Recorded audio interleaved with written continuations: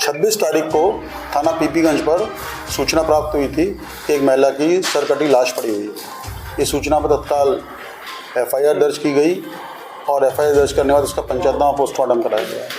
विवेचना के लिए करीब 60 टीम लगी थी और 7 टीमों के अथक प्रयास के बाद जिसमें ख़ास तौर से एंटी थेफ्ट सेल प्रभारी, सर्विलांस प्रभारी, स्वाट प्रभारी और स्थानीय पुलिस द्वारा और हमारे क्षेत्रीय अधिकारी कैंपी रेंज द्वारा बहुत मेहनत की गई और इस केस को आज वर्कआउट किया गया है।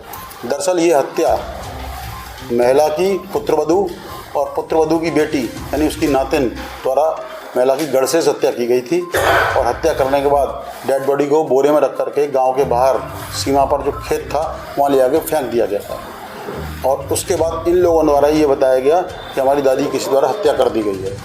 विस्तृत पूछताछ, सीसीटीवी फुटेज, सीडीआरस, स्थानीय लोगों से बातचीत, परिजनों से बातचीत और मुखबिरों से जब जानकारी प्राप्त की गई तो मालूम पड़ा कि इन दोनों ने ही हत्या की है और इस शव को यहाँ पर फेंक दिया है, छुपा दिया है। आज पूरा खुलासा किया जा रहा है और अन्य साक्ष्यों के साथ इसको माननीय न्यायालय के समक्ष रिमांड के लिए प्रस्तुत किया जा रहा है। क्या कारण था सर हत्या करना? दरअसल ये बड़ी कॉम्प्लेक्स कहानी है।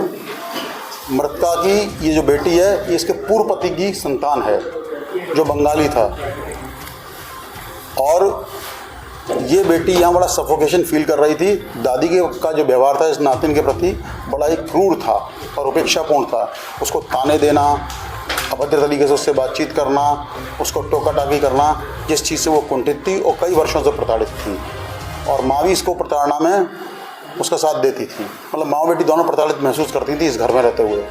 इसलिए उन्होंने इस घटना को अंजाम दिया और डेड बॉडी को छुपाने का भी कार्य किया।